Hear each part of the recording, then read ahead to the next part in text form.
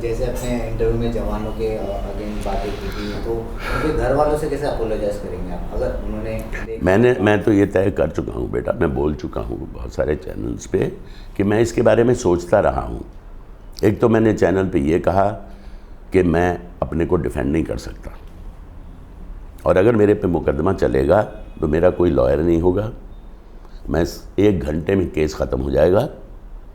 मैं कहूँगा जज साहब, your honour, I plead guilty.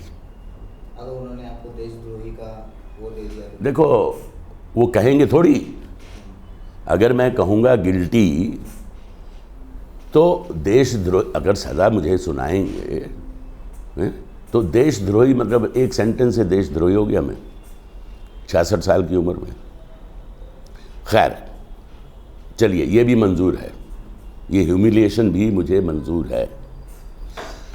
अब अगर मैं सऊदी अरेबिया में होता तो अब तक मैं ज़िंदा ही नहीं होता, वो मेरी गर्दन काट देते हैं। तो उसमें सुधार की कोई गुंजाइश नहीं, उसको किसी से कुछ फ़ायदा नहीं हुआ।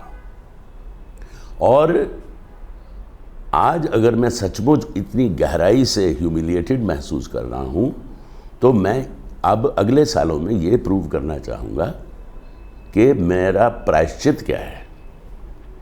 प्रायश्चित करना एक पॉजिटिव चीज़ है। सरदार जो हैं, कोई अगर तौहीन करता है गुरु ग्रंथ साहब की या कुछ गलत चीज़ बोल देता है तो उसको कहते हैं कर सेवा। मतलब गुरुद्वारे में आप लोगों के, छोटी जात वालों के भी सबके बर्तन धो, सफाई करो, झाड़ू लगाओ। वो तो वैसे भी गुरुद्वारे में करते हैं। एसपी की बीवी जाके वहाँ 2 घंटे बर्तन धोएगी, चपातियाँ बनाएगी, लंगर चलता रहता है।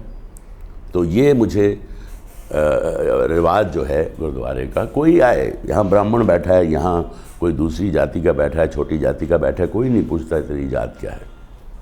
जब आप गुरुद्वारे के अंदर जाते हैं, जूता देते हैं, तो किसी का भी जूता हो, वो जूता लेके आपको टोकन देते हैं और आपका जूता साफ करके रखते हैं। तो मैं प्रायश्चित करूँगा, मैं सज़ा के लिए तैयार हूँ। मैंने तो कहा ना,